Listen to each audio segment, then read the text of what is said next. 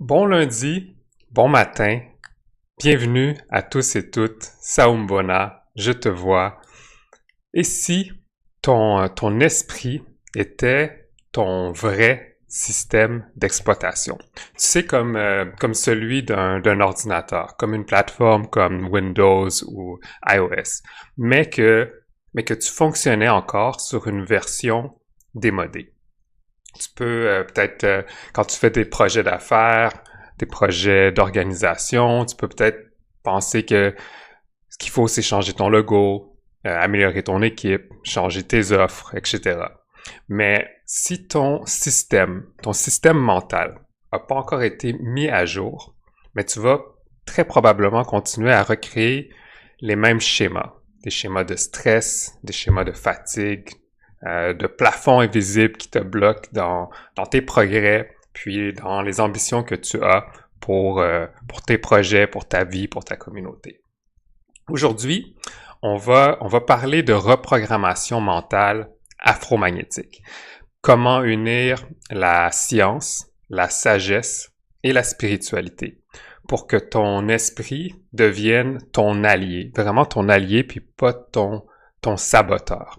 Parce que la façon que je vois les choses, puis la façon que j'enseigne les choses, c'est que ton prochain niveau dépend pas de ce que tu fais nécessairement, mais de ce que tu choisis de penser, de croire et comment tu souhaites émettre ta vibration dans le monde qui nous entoure. Si c'est la première fois que tu écoutes Mindset Afromagnétique, ben, bienvenue, Saumbona. C'est vraiment ce que je veux qu'il soit ton rituel du lundi matin, un espace pour être capable de t'ancrer, de t'élever, puis réaligner ton esprit avec ton héritage et avec ta mission. Mindset Afromagnétique, c'est pas juste un live que je fais comme ça, c'est un rendez-vous de transformation pour les leaders, les afro-entrepreneurs, qui veulent avancer avec conscience, qui veulent bâtir leur succès avec de la cohérence, avec leur identité et leur mission, parce qu'avant de parler de stratégie, ce que je fais aussi dans d'autres masterclass, dans d'autres interventions, il faut aussi parler de structure intérieure. Puis avant de parler de positionnement, il faut aussi parler de puissance personnelle. Donc chaque lundi, pendant 15-20 minutes, on parle de ce que très peu de personnes enseignent vraiment dans les formations business traditionnelles. Je t'aide vraiment à reconnecter ton identité, ton énergie et ta vision pour bâtir ton succès à partir de ton essence, pas de tes blessures. Comment déprogrammer les croyances qui te limitent, que tu as peut-être hérité du passé, comment reconnecter avec ton pouvoir créateur, comment utiliser et cultiver une mentalité de bâtisseur, puis pour obtenir vraiment l'abondance que tu souhaites, puis créer un patrimoine générationnel.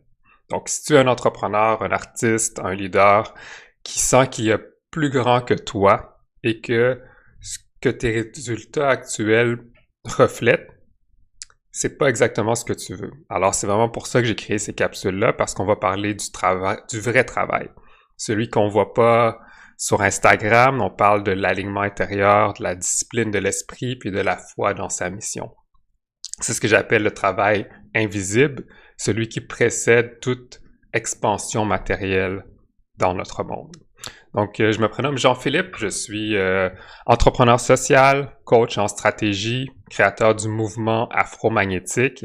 Depuis plus d'une dizaine d'années, j'accompagne des entrepreneurs, des leaders ici au Canada. Je suis basé à Montréal, dans les Caraïbes aussi, sur le continent africain, où j'ai eu l'occasion de me rendre, pour les aider à se repositionner, non seulement dans leur marché, mais dans leur identité aussi. Puis ma conviction, c'est que vraiment le futur économique afrodescendant se bâtit d'abord et avant tout dans nos esprits. Donc avant de se manifester dans nos projets, dans nos entreprises, dans les avancements de nos sociétés. Donc c'est cette vision que j'ai envie de partager avec toi chaque lundi matin.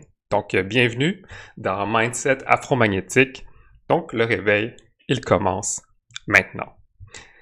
Quand ma première fille, elle est née, elle a aujourd'hui 17 ans. Quelque chose s'est réveillé un peu en moi. C'était pas juste un instinct en tant que nouveau papa, c'était un appel de racine. Puis à ce moment-là, je me suis promis de comprendre vraiment d'où je viens pour pouvoir être capable de transmettre à mes enfants autre chose que juste des efforts. Être capable de leur transmettre une identité, une force, une histoire. Moi, personnellement, pour ma petite histoire, je suis né en Haïti, dans les Caraïbes, mais très tôt, j'ai été placé en orphelinat. Puis, par la suite, j'ai été parrainé, puis adopté par un couple de Canadiens francophones. C'est comme ça que je me suis retrouvé à Montréal, où j'ai grandi, dans un environnement majoritairement blanc et francophone, très bienveillant, mais où, quelque part, j'ai dû apprendre à beaucoup me traduire dans mon identité. Et sans m'en rendre compte, mais j'avais laissé s'effacer un peu un morceau de mon histoire et de mes racines. Donc, devenir père, ça a rallumé vraiment cette flamme. J'ai voulu me reprogrammer, on pourrait dire, de l'intérieur. Puis, j'ai pu faire ça en reconnectant la science de l'esprit à ce qu'on appelle la sagesse qu'on pourrait associer à nos ancêtres. Mais c'est pas un chemin qui s'est fait, on va dire, en ligne droite. Tu sais, j'ai longtemps cru que ma tête, c'était mon meilleur allié. Que je croyais que penser plus, planifier plus, anticiper plus, contrôler plus, c'était ça, être un bon gestionnaire, un bon entrepreneur, un bon leader. Mais plus j'essayais de tout contrôler, plus je sentais que il y avait quelque chose qui coinçait. Je sais pas si c'est quelque chose qui t'est déjà arrivé, dans lequel tu te reconnais. Mais un jour, moi, j'ai compris que je manquais pas nécessairement d'informations, je manquais d'intégration. Je cherchais des stratégies de croissance, alors ce qui me fallait peut-être plus vraiment, c'était une mise à jour de mon propre esprit. Puis cette mise à jour, je l'ai pas trouvée dans des manuels de marketing, je l'ai trouvée dans le fond, à travers des recherches, à travers des intérêts que j'avais déjà depuis mes études universitaires, en faisant la rencontre entre trois mondes. D'abord, le monde de la science, qui explique comment le cerveau crée ses schémas. Le monde de la sagesse, par les rencontres que j'ai eues avec des mentors, des gens qui m'ont vraiment accompagné dans mon progrès en tant que personne, qui permet de transmettre par nos cultures, nos ancêtres, nos symboles, cette sagesse, justement.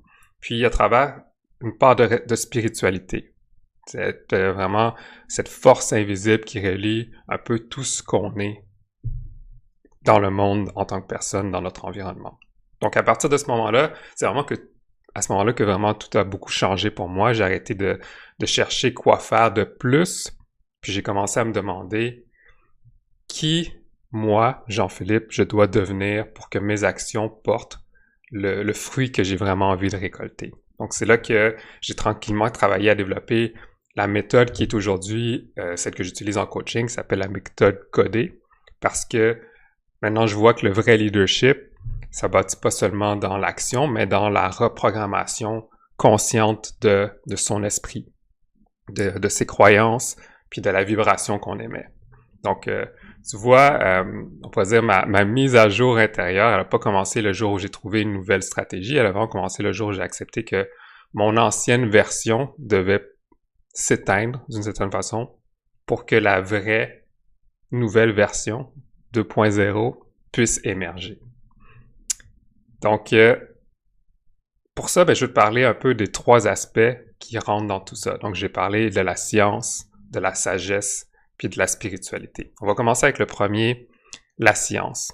Donc, la science où on voit ton esprit comme un système d'exploitation. Un peu comme j'ai parlé en introduction, tu peux voir ça un petit peu comme un système de son ordinateur comme Windows ou iOS. Donc, la science moderne, à travers la neuroscience que j'ai eu l'occasion d'étudier à l'université quand j'étudiais, j'avais fait mes études en psychologie entre autres, puis en sociologie.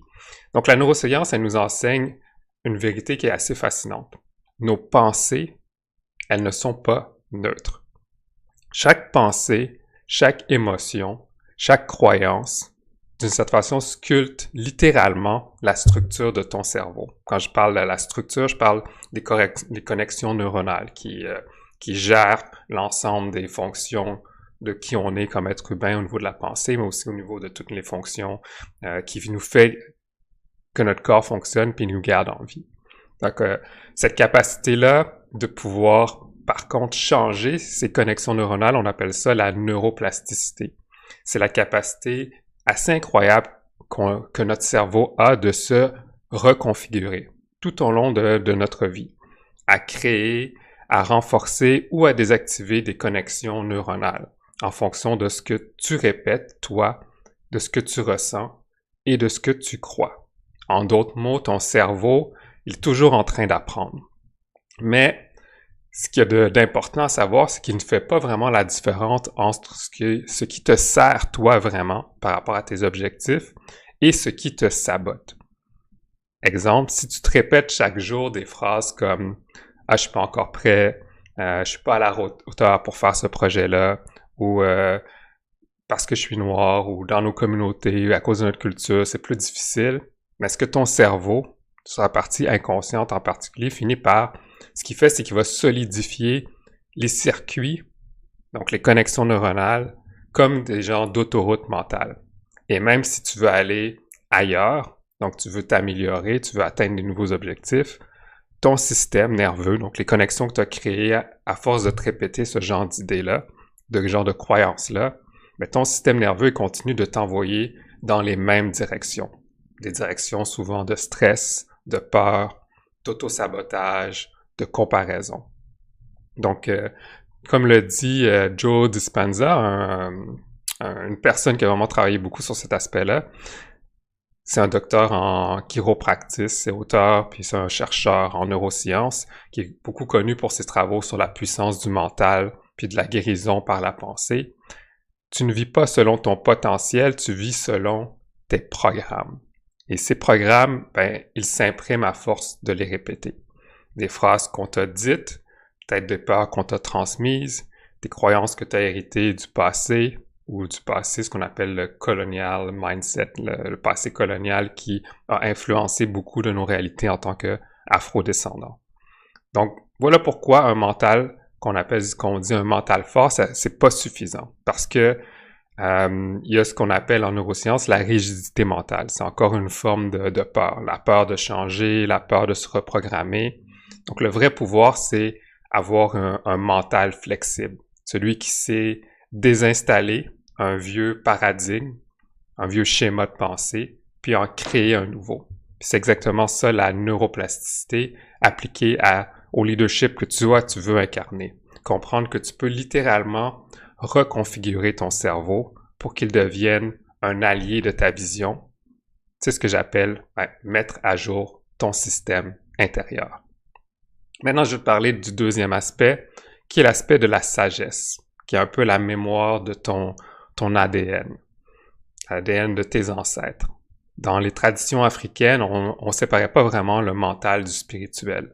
Le savoir n'était pas seulement intellectuel, il était vibratoire. Nos ancêtres savaient déjà ce que la science redécouvre d'une certaine façon aujourd'hui, que l'esprit, le corps, la parole sont tous intimement reliés. Chaque mot prononcé, chaque intention émise avait la capacité d'activer une énergie dans le corps, dans la communauté, dans l'univers.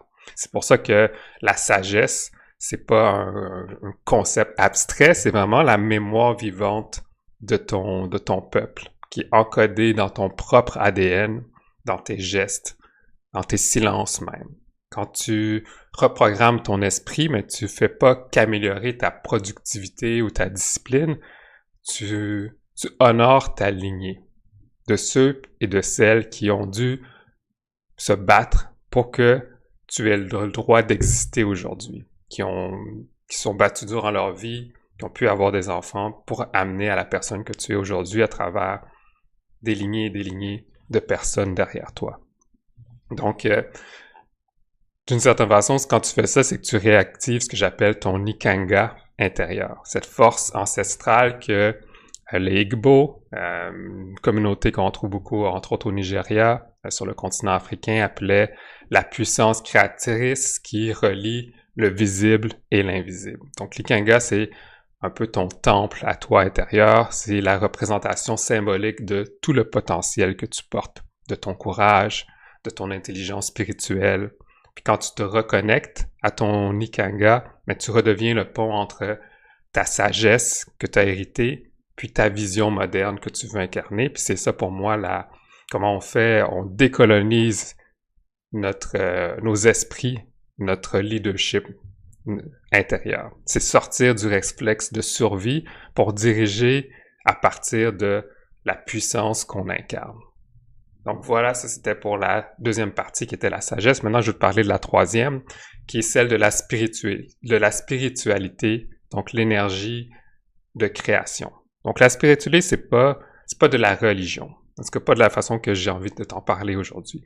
C'est la conscience que tout est énergie, tout est vibration, puis on voit ça même en physique quantique, quand on explique, on regarde de quoi est constituée la matière qui nous entoure. Puis, c'est ce que nos ancêtres savaient déjà lorsqu'ils invoquaient des concepts comme l'Ikanga avant d'agir. Ils savaient que chaque victoire extérieure, ce que tu vois concrètement, commence par comment tu t'élèves toi à l'intérieur. Donc, être spirituel, c'est choisir d'être un canal, pas être un contrôleur. Ce n'est plus comment je vais faire pour que ça marche, c'est où tu te poses la question comment puis-je devenir ce canal, cette énergie de ce que je veux créer, comment je veux émettre puis faire rayonner la bonne vibration. Donc, ton Ikanga, d'une certaine manière, te rappelle que tu es co-créateur, pas simple exécutant de ta destinée. Quand la science t'aide à comprendre ton cerveau, quand la sagesse t'enseigne à honorer tes racines, et quand ta spiritualité t'aligne avec ta fréquence qui va te permettre d'aller au-delà de ce que tu fais jusqu'à présent, mais là, c'est comme ça que tu deviens, je pourrais dire, un système complet. Ton cerveau dirige, ton cœur guide, puis ton énergie manifeste. Et là, tu n'as plus vraiment besoin de forcer autant pour arriver à tes objectifs parce que un leader aligné, il n'est pas en train de lutter contre, on pourrait dire, la vie. Il rayonne à travers elle, à travers la vie.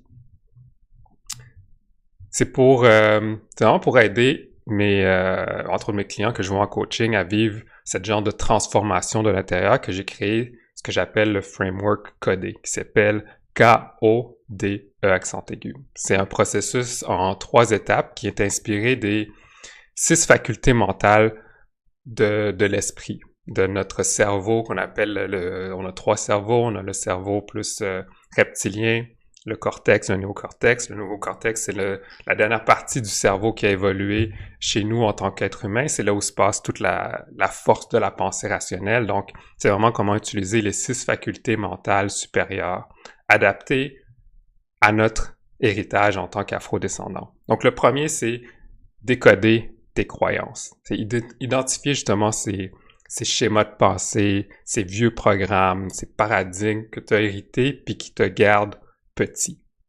Le deuxième, c'est reprogrammer ton esprit. C'est installer à ce moment-là des nouveaux schémas. Donc, utiliser le pouvoir de la neuroplasticité, de pouvoir créer des nouvelles connexions neuronales, des nouvelles autoroutes de pensée, de prise de décision, qui vont être cette fois-ci alignées à ce que tu veux vraiment réaliser, à ta mission. Puis le troisième espace, c'est libérer ta puissance. Donc, activer ton mindset qui va être libre, créatif, puis enraciné dans ce que tu veux vraiment devenir, puis ce que tu veux vraiment léguer derrière toi. Donc, quand tu appliques ça dans ton cerveau, dans ton âme, dans ton énergie, c'est là en ce moment où tu mets enfin tout ça sur la même fréquence, puis c'est là que, on pourrait dire, la magie peut enfin commencer.